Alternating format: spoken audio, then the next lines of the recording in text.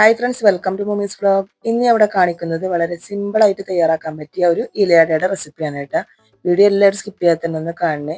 അതിനായിട്ട് ഞാനിവിടെ 1 കപ്പ് ശർക്കരയുടെ പൊടിയാണ് എടുത്തിട്ടുള്ളത് കേട്ടോ. അതിലേക്ക് 1/4 കപ്പ് വെള്ളം ഞാൻ ഒഴിച്ചെടുത്ത് തന്ന് ശർക്കര പാനിയാക്കാൻ വേണ്ടി വെച്ചിട്ടുണ്ട്.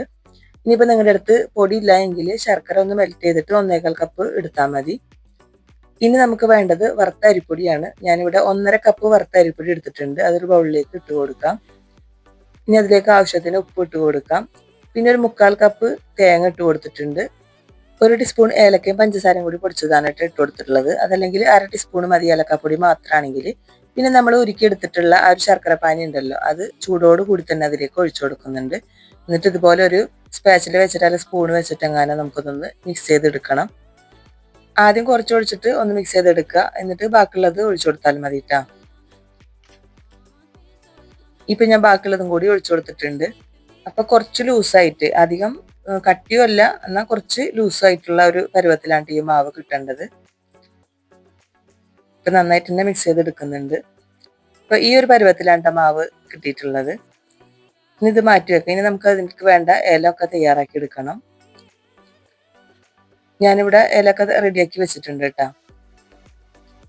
ഇല കഴുകി വൃത്തിയാക്കി വെച്ചിട്ടുള്ളതാണ്. ഇനി അതിലേക്ക് ഒരു 2 ടേബിൾ സ്പൂണ് മാവ് ഇട്ട് കൊടുക്കാം. ഇങ്ങനെ ആകുമ്പോൾ വളരെ എളുപ്പമായിട്ട് നമുക്ക് അട ചെയ്യാനായിട്ട്. അപ്പോൾ മറ്റേ നാളികേരൊക്കെ ഉള്ളിൽ വെച്ചിട്ട് ചെയ്യണം കുഴപ്പമില്ല. ഇതാവുമ്പോൾ വളരെ എളുപ്പത്തിൽ ചെയ്യാൻ പറ്റിയ രീതിയാണ് ഇവിടെ കാണിച്ചിട്ടുള്ളത്.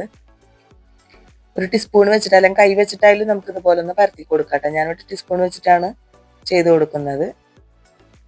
നമുക്ക് കൈ കൊണ്ടാണെങ്കിലും ഇതുപോലെ ഒന്ന് പരത്തി കൊടുക്കാവുന്നതേ ഉള്ളൂ കേട്ടോ. ഇനി അതൊന്ന് മടക്കി വെച്ച് കൊടുക്കാം. ഇത്രേ ഉള്ളൂ. ഇതുപോലെ എല്ലാ അടയും ഞാൻ ഇതുപോലെ ഒന്ന് ചെയ്തെടുക്കുന്നുണ്ട്. വളരെ സിമ്പിളാണ് ഈ ഒരു അട തയ്യാറാക്കാനായിട്ട്. എല്ലാം ഞാൻ ഇതുപോലെ ചെയ്തെടുക്കുന്നുണ്ട് കേട്ടോ.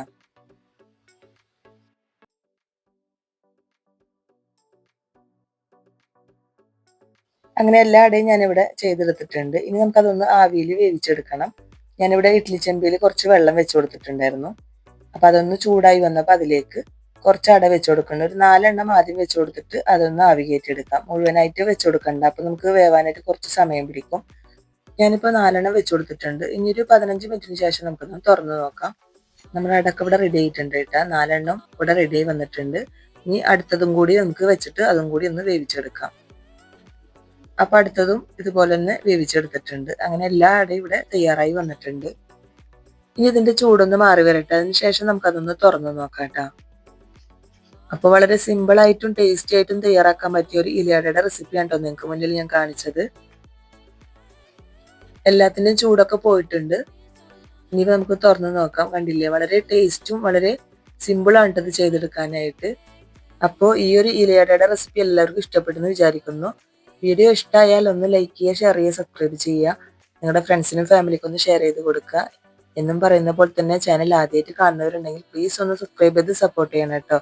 നിങ്ങളുടെ അഭിപ്രായങ്ങളൊക്കെ കമന്റ് ബോക്സിൽ അറിയിക്കണം. കമന്റ് ബോക്സിൽ ഹൈപ്പ് എന്നുള്ളൊരു ഓപ്ഷൻ കൂടിയുണ്ട്. അതും കൂടി ഒന്ന് ക്ലിക്ക് ചെയ്യണേ. നല്ലൊരു വീഡിയോ ആയിട്ട് നമുക്ക് വീണ്ടും കാണാം. താങ്ക്